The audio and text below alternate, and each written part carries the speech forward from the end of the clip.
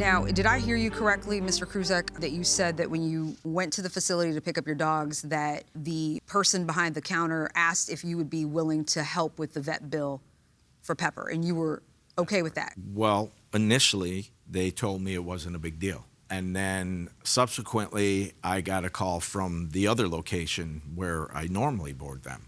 And they started putting pressure on me. And they were lying, and they were leaving a voicemail saying it's an urgent matter. Well, the facility where this happened said, no big deal.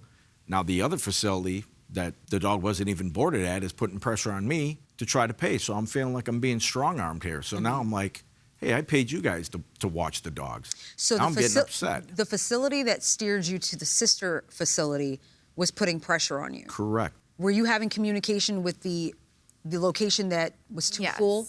Our normal home location is Right. what I'll call it. Everything that was expressed to me was that it was a serious situation, and I haven't heard the voicemail that says it wasn't. And so I'm wondering. Do you have it? I can play it Can for we you. play that voicemail? Yes. Hi there, I'm calling for a dog. This is Angela. We just want to call we had a small situation with Maverick.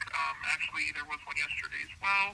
Seems like he's been very stressed and overstimulated the last couple days and very tense in the yard.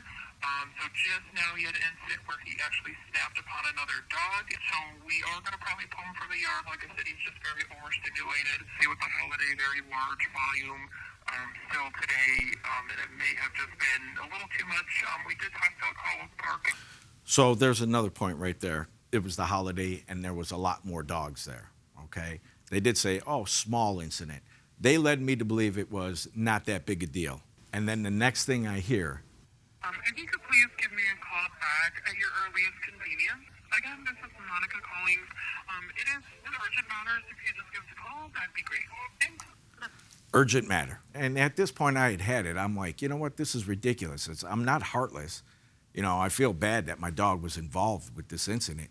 But the fact that now everyone's kind of turning on me, I'm like, I'm not dealing with it. Here's my concern with what was said in the first voicemail. Whoever that individual was noticed that Maverick was being overstimulated and stressed over a number of days. So even if this facility, sister facility, didn't have the information of the home facility on Maverick, they still are responsible for monitoring dogs every day.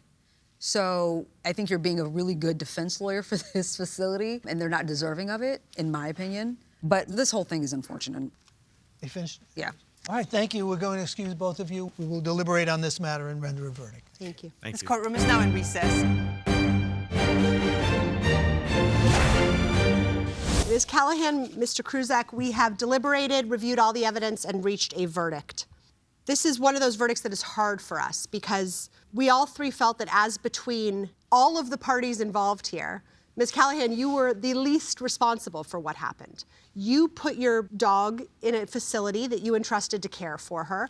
The problem here is that in order to hold Mr. Kruzak liable under the circumstance, we have to find some negligence on his part.